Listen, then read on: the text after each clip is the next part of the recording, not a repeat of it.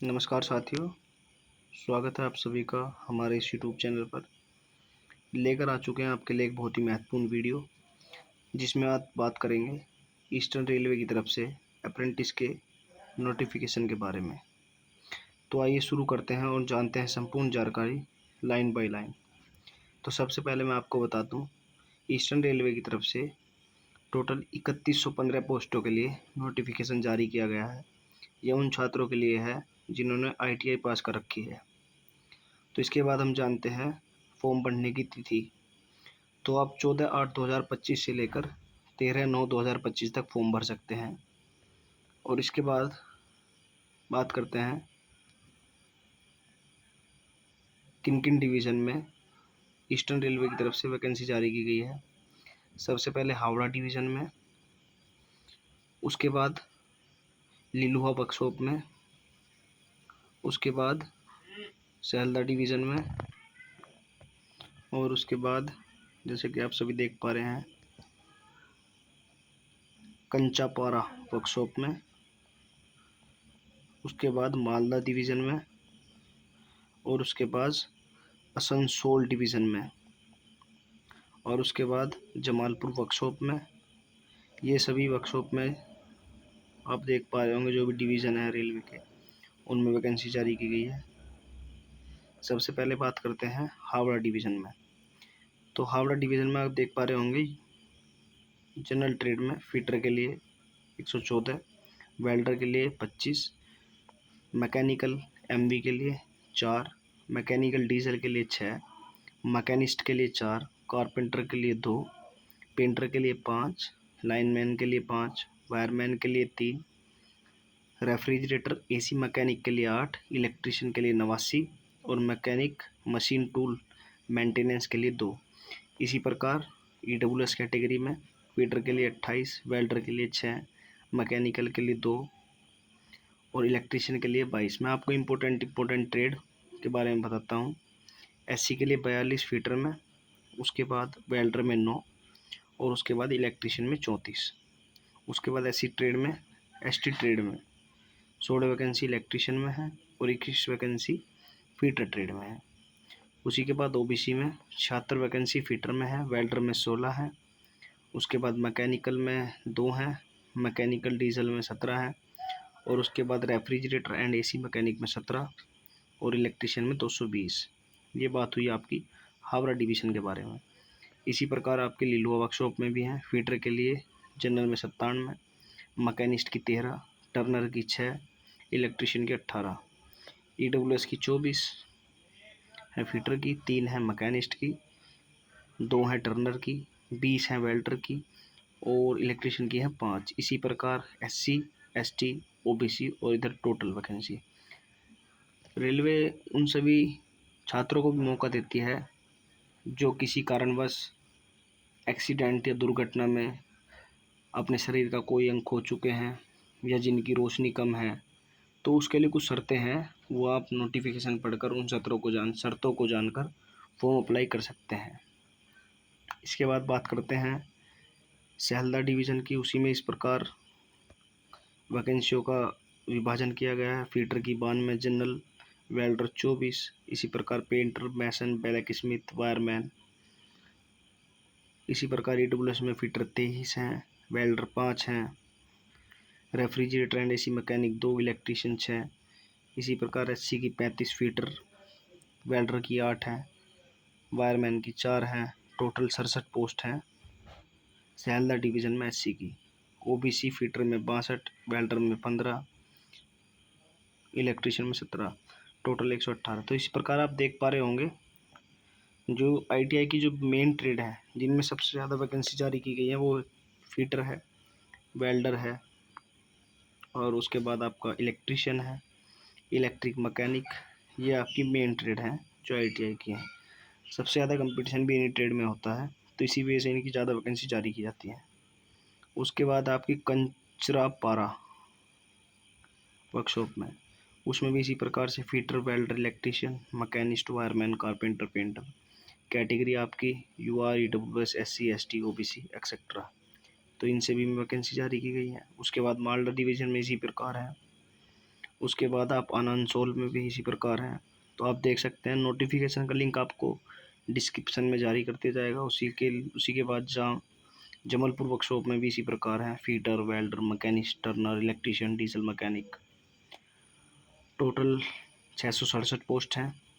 उसके बाद बात करते हैं रिजर्वेशन की। तो इसमें यूआर के लिए तो कोई रिजर्वेशन नहीं होता, SC ST OBC के लिए शायद एज में कुछ रिजर्वेशन होता है। तो मैं एक बार पढ़ के बता देता हूँ। All candidate irrespective of community may be considered against UR training slot. Okay, तो इसमें बताया गया कि अगर आपके पास OBC SC ST का सर्टिफिकेट बना हुआ है गवर्नमेंट की तरफ से, तो आप अगर उसे लगाएंगे तो आपको तभी आपकी कैटेगरी का रिजर्वेशन मिलेगा, वरना आप जनरल में काउंट किए जाएंगे। यही कोटा जो स्लॉट है वो एक्स सर्विसमैन और PWD डिपार्टमेंट वालों के लिए भी है। तो कुछ रिजर्वेशन एक्स सर्विसमैन के लिए हैं, उनके बच्चों के लिए हैं, और जो सेना में जवान हैं कुछ रिजर्वेशन उनके भी लिए हैं। बच्चे जिनके माता पिता सेना में अधिकारी हैं उनके लिए भी कुछ रखे गए हैं। और जो मैं आपसे बात कर रहा था कि पर्सन विद बेंचमार्क डिसेबिलिटीज़, मतलब जो लोग किसी कारणवश शरीर पूरा नहीं है, कुछ परेशानी है, किसी का अंगूठा नहीं है, किसी का पैर नहीं है, किसी का हाथ नहीं है, तो उसके लिए सभी शर्तें दी गई हैं। आप इन्हें पढ़ें और जिस ट्रेड में आप अप्लाई कर सकते हैं, जिसकी ट्रेड के लिए आप एलिजिबल हैं, तो उसे देखकर आप अप्लाई कर सकते हैं। उसके बाद करते हैं एलिजिबिलिटी कंडीशंस। सबसे पहले बात आती है एज की। तो इसमें एज जो है आपकी 15 साल से 24 साल है। इसके बीच अगर आपकी एज है तो आप अप्रेंटिस करने के लिए एलिजिबल हैं, वरना नहीं है। इसमें एज रिलैक्सेशन भी दिया गया है।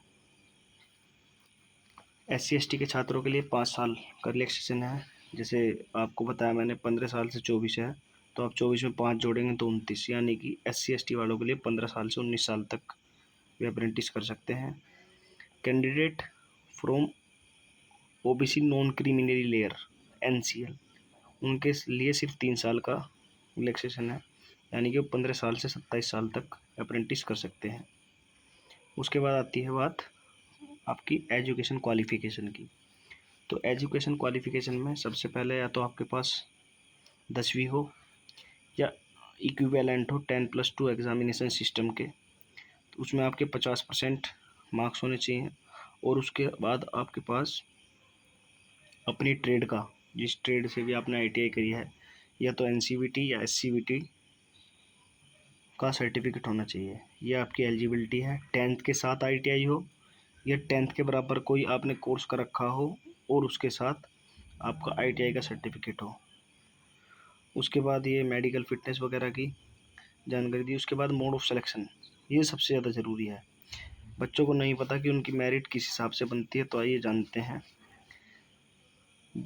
आपकी जो मेरिट बनती है, तो समझिए जैसे इन्होंने एग्जाम्पल दे रखा है। अगर किसी बच्चे ने अपनी 10वीं में 80.58% अंक हासिल किए और 91.68% यानी कि 91.68% मार्क्स ITI में, तो उसकी मेरिट जो बनेगी 80+58, मतलब आपकी ITI के मार्क्स और आपकी 10वीं के मार्क्स दोनों का जो एवरेज होगा उसके हिसाब से आपकी मेरिट बनेगी। ये सभी छात्रों के साथ होगा, और जिस हिसाब से नंबर होंगे उसका मेरिट में उसी हिसाब से सिलेक्शन होगा।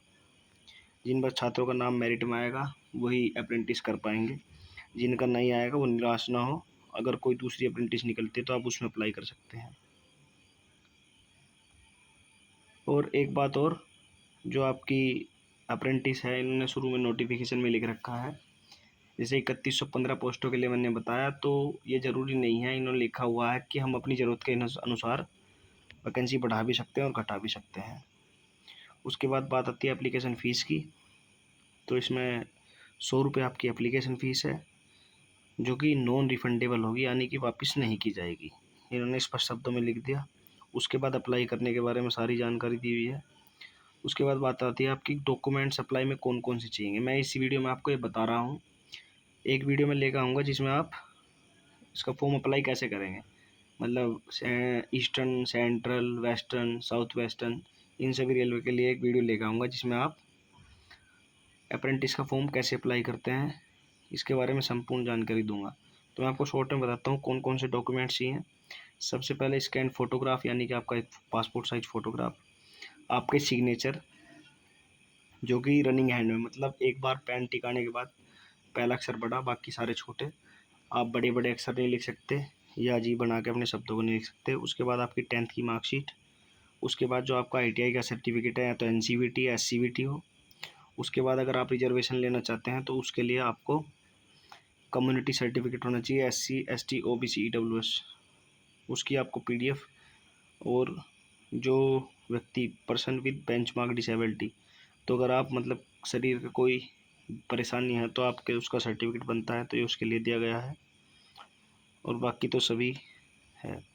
तो उसके बाद बात आती है आपकी मतलब एप्लीकेशन रिजेक्ट किस चीज़ पर होती है।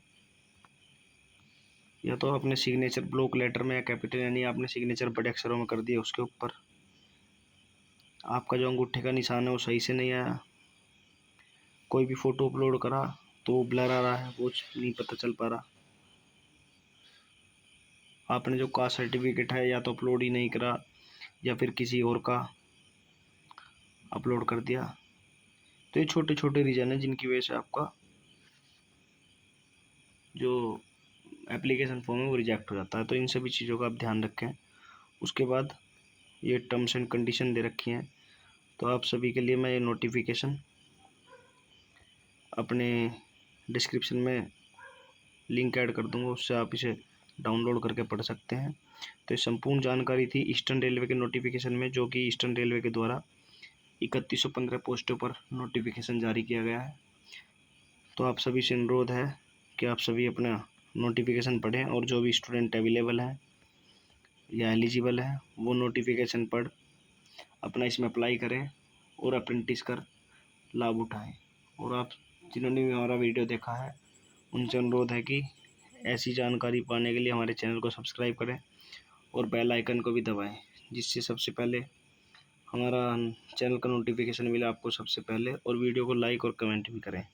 धन्यवाद।